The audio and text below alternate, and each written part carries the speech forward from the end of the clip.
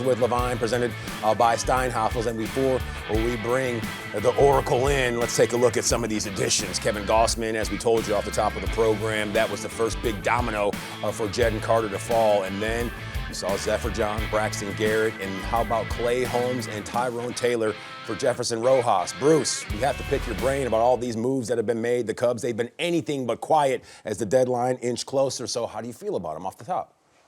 3 pitchers like that? Oh, yeah. Come on. I mean, you solidified it with pros, guys that have been to the World Series, and Gossman. Nobody knows much about Garrett, but he's probably a piece for next year, sure. Maybe coming out of the pen late in the year. I mean, they've solidified their chances to go to the World Series, and they've gone for it. They've traded 2 of their top 3 minor league players in these deals.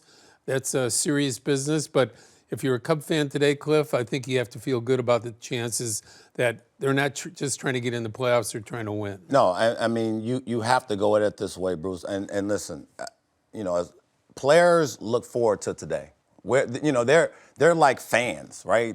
You walk in and it's like, who we getting? It's feeling good. You know what your holes are.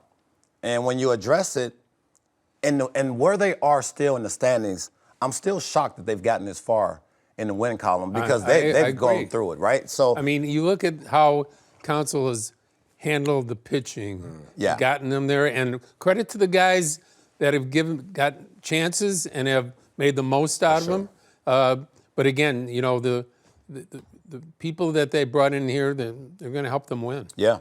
Okay, how about postseason rotation? Where do some of these guys fit in? Because you're taking a look at Kevin Gossman, at Clay Holmes. These are dudes who could make a surefire impact, Cliff, but that lines up. Is it a 3-game series? Is it a 5-game series? Is it a 7-game series as you're looking closer to the Commissioner's Trophy? Right, so sometimes you add another guy, Bruce, but this would be my rotation right now. And listen, it doesn't have Cabrera in there. I'm not saying he can't fight himself into this rotation.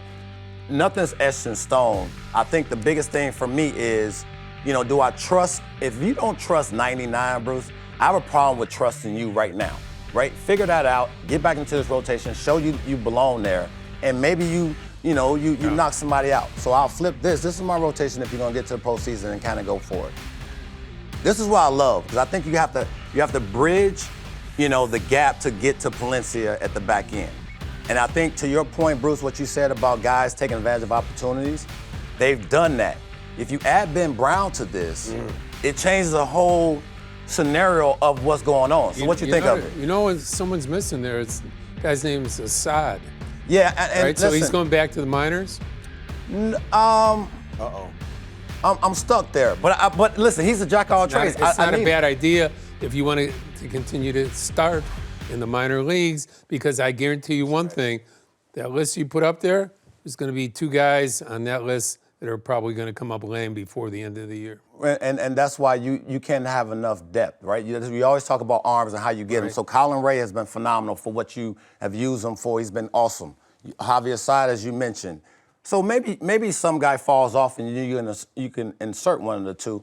But I just feel like the luxury of this is you getting guys back from the IL. A lot of these teams are making deals based on just what they need. This team is getting sort of like trades for themselves within the organization. Personally, I don't count on injured players. And I trust you. I believe in that. I mean, they're good when they're at their best.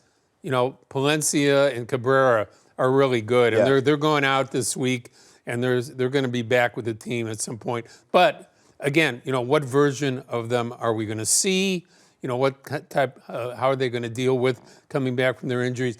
The most intriguing guy here today is Holmes, because he can close, he can set up, and he can continue to build his innings here. Okay, certainly Gossman is the big guy that they got here, but with Holmes, you have a chance to build his innings. He's building back from 4-inning stints in the minor leagues.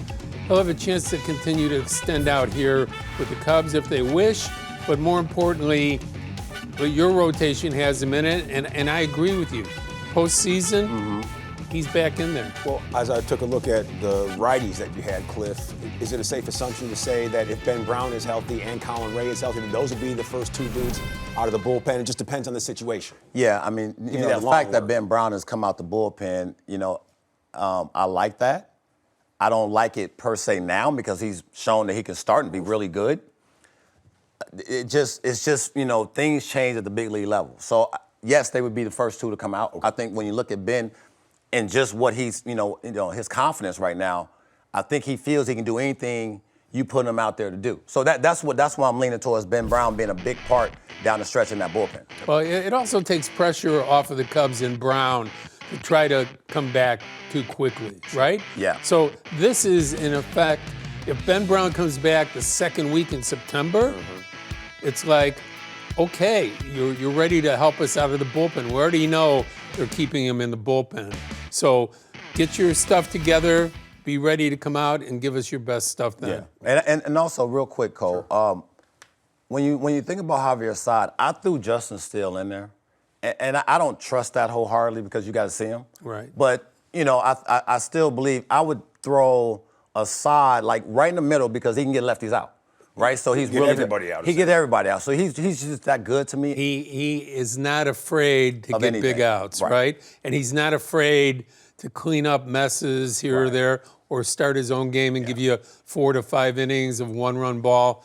Those guys are invaluable. They're not sexy, but you don't win without guys like that. Absolutely. Well, Javier Assad on line one, he's disputing the fact that he isn't sexy with our guy Bruce Levine. Bruce.